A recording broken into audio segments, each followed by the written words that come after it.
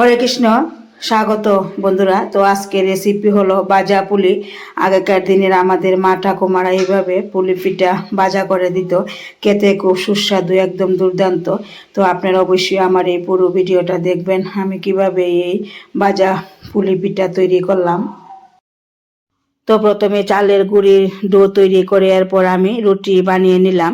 রুটি বানিয়ে নেওয়ার পর আগে থেকে নারকেলের পুর রেডি করে রেখেছিলাম। তো এইবার নারকেলের এই পুরটা আমি রুটির মধ্যে কিভাবে বসিয়ে দিলাম আপনারা লক্ষ্য করুন। তো দেখুন আমি এইভাবে কিন্তু বসিয়ে দিলাম। বসিয়ে দেওয়ার পর এই রুটিটা এইভাবে একটু উল্টিয়ে দিতে হবে।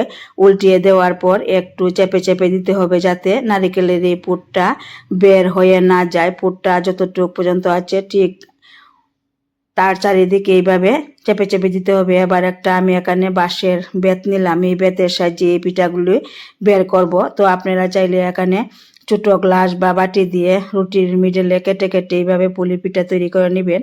তো আমি কিন্তু এইভাবে সবগুলো তৈরি করে নিলাম। এবার চুলাতে একটা তাওয়া বসিয়ে দিলাম, তাওয়ার উপরে এই পুলি পিঠাগুলো দিয়ে দিলাম। আর এখানে কিন্তু অল্প আছে ভাজতে হবে, চুলার আঁচ একদম অল্প রাখতে হবে। আর কিছুক্ষণ পর এইভাবে উল্টিয়ে দিতে হবে।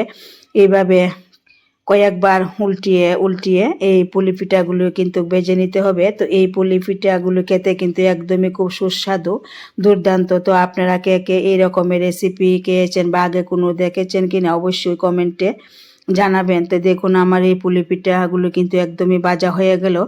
দেখুন কত সুন্দর আর একদমই মচমচে হবে, খেতেও খুব একদম দুর্দান্ত। তো এবার আমি নামিয়ে নেব। তো এইভাবে আমি এই ভাজা পুলিগুলি ভেজে নামিয়ে নিলাম। তো কেমন হলো বন্ধুরা আমার এই রেসিপিটা?